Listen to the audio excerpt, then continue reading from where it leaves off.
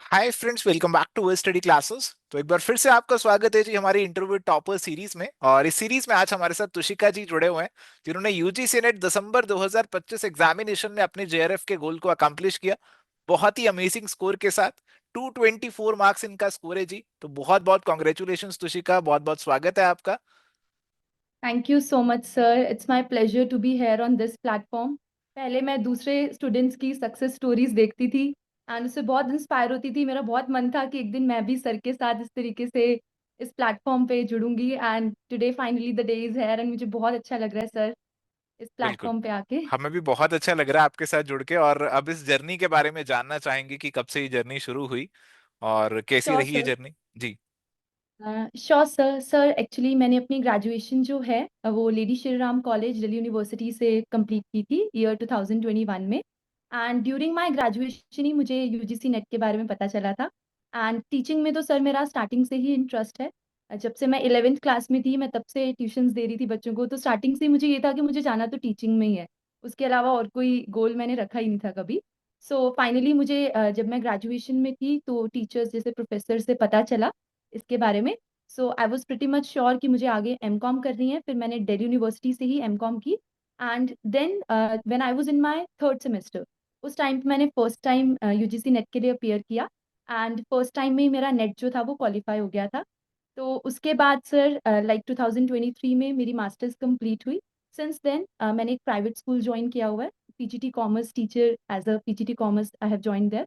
And so बस उसके साथ साथ मैंने एक और अटेम्प्ट दिया, तब मेरे कुछ ही लाइक क्वेश्चन से मेरा जेआरएफ रह गया था। जी। थोड़ा सा सर डिमोटिवेटेड फील हुई थी उस टाइम पे कि हम्म। सेकेंड अटेम्प्ट में भी जेआरएफ नहीं हुआ। जी। But then I was pretty much sure कि मैं नेक्स्ट टाइम जरूर कर लूंगी, वो एक कॉन्फिडेंस था कि मैं कर लूंगी। सो फाइनली इस टाइम सर इट्स डन। बिल्कुल, और बहुत ही अमेजिंग स्कोर के साथ आपने इसे कंप्लीट किया।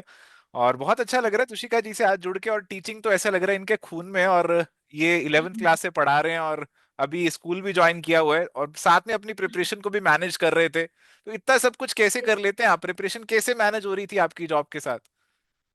सर एक्चुअली मुझे ये लगता है कि अगर हमारे अंदर एक डेडिकेशन है अपने गोल के लिए तो बाकी सब चीज़ें एक एक्सक्यूज की तरह होती हैं। हम्म। मैंने बहुत सारे स्टूडेंट्स को ये कहते हुए भी देखा है कि हमें टाइम नहीं मिलता। जैसे मैं उनको टीच हम्म। करती हूँ, वो लोग कहते हम्म। हैं हमारे पास टाइम नहीं है, हम कैसे इतना हम्म। कर सकते हैं, स्कूल के जी। बाद हमसे पढ़ा नहीं जाता। सो आई एम लाइक कि अगर आपके अंदर एक, मतलब आप कह सकते हो कि आप उस दिन को, मैं उनको हमेशा कहती हूँ कि आप उस दिन को इमेजिन करो जब आपके हाथ में आपका स्कोर कार्ड होगा, आप अपनी पेरेंट्स की आईज में वो प्राउड वाली फीलिंग देखोगे, आप हम्म। खुद खुद के ऊपर हम्म। बहुत प्राउड फील करोगे। बस जी। उस वो जो दिन है ना वो आपको मोटिवेट करेगा पढ़ने के लिए। एंड बिल्कुल। सेम चीज सर मैंने खुद के लिए अप्लाई की।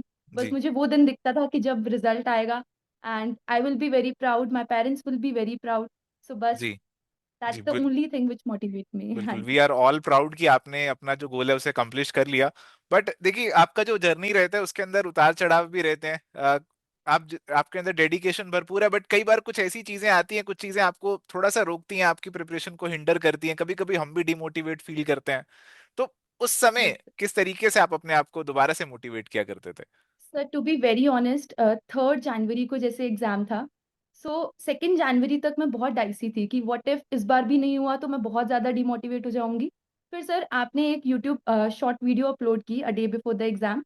उसमें आपकी लाइन मुझे अभी तक याद है, आपने बोला था कि क्या पता नया साल आपके लिए एक बहुत अच्छा साबित हो। आपने ये लाइन बोली थी, उस चीज ने सर मुझे इतना मोटिवेट किया। And I guess next day वो बात, जब मैं एग्जाम दे रही थी, वो बात मेरे माइंड में बार बार चल रही थी कि सर ने ऐसा बोला था। सो मुझे अपना 100% देना है, बस चाहे जो मर्जी हो जाए, मुझे अपनी प्रिपरेशन पे कॉन्फिडेंस रखना है, मुझे जी। अपना 100% देना है। एंड आई जी। फील हमारा एग्जाम के टाइम पे प्रेजेंस ऑफ माइंड बहुत मैटर करता है। जी। जी। जी। मतलब जी। प्रिपरेशन हमारी जितनी मर्जी हो, बट एग्जाम के टाइम पे अगर हमारा उस टाइम पे प्रेजेंस ऑफ माइंड है तो हम जरूर अच्छा कर सकते हैं। बिल्कुल बिल्कुल।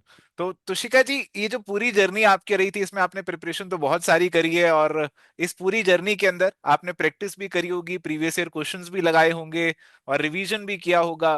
तो उससे जुड़ी हुई भी कुछ बिल्कुल। चीजें जानना चाहेंगे जो प्रैक्टिकली फ्यूचर एस्पिरेंट्स को हेल्प करें। बिल्कुल सर। सर जैसे कि मैंने बताया कि लाइक मैं नॉर्मली पहले स्कूल जाती थी, उसके बाद सर मैंने इंस्टीट्यूट भी ज्वाइन किया हुआ है, प्राइवेट ट्यूशंस। तो मुझे सबसे बड़ी प्रॉब्लम जो थी वो थी टाइम मैनेजमेंट की, मैं टाइम कैसे मैनेज करूँ। तो उसके जी। लिए सर मुझे ये था कि मुझे सिस्टमैटिक तरीके से जो है वो स्टडी करने की नीड है।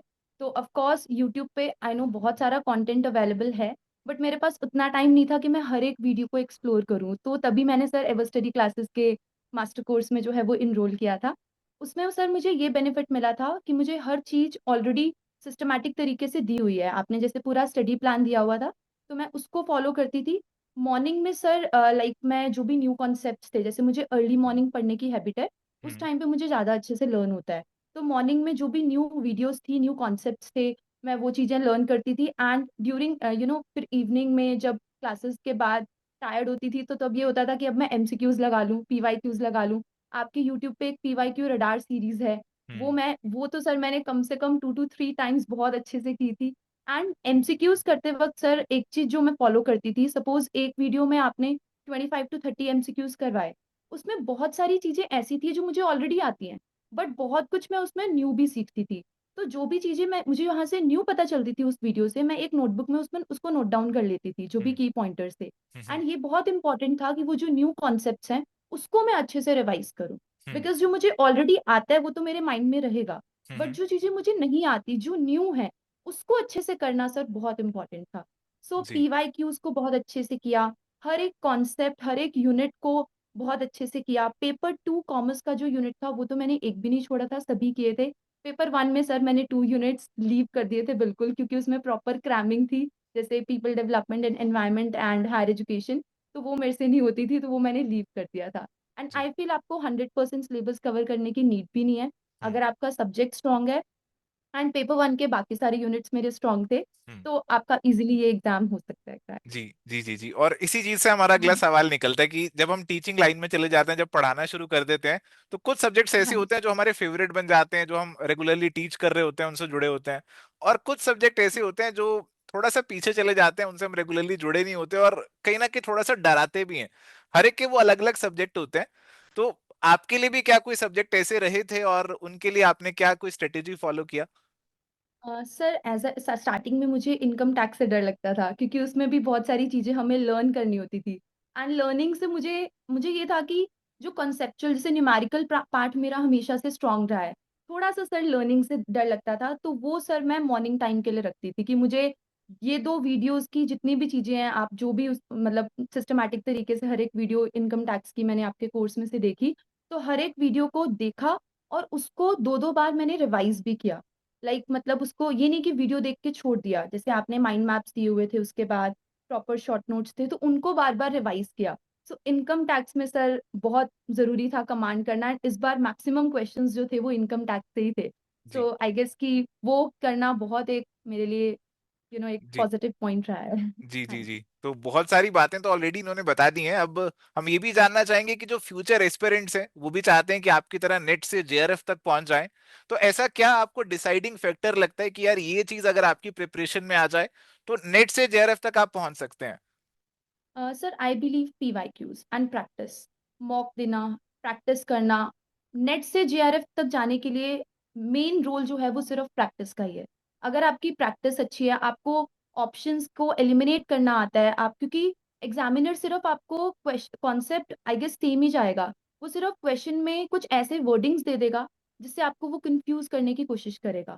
सो अगर आपकी प्रैक्टिस अच्छी है, आपने अच्छे से मोक दिए हैं, तो आपका ये एग्जाम बहुत जल्दी आप नेट से जेआरएफ तक पहुंच जाओगे। जी बिल्कुल। तो प्रैक्टिस डेफिनेटली फ्यूचर एस्पिरेंट्स के लिए भी हेल्पफुल होगी। तो तुशिका जी, बहुत बहुत बिल्कुल। अच्छा लगा आपसे बातचीत करके। अब ये भी जानना चाहेंगे कि ये वाला गोल अकम्प्लिश हो गया, अब आगे किस गोल की तरफ आप बढ़ने वाले हैं? सर फर्स्ट ऑफ ऑल तो मुझे पीएचडी में एनरोल करना है, एंड फिर मैं साथ साथ जो भी state assistant professors government exams के लिए ट्राई करना चाहूँगी। एंड क्योंकि मेन गोल तो सर मेरा वही है कि I want to join as an assistant professor in a government university, तो जी जी।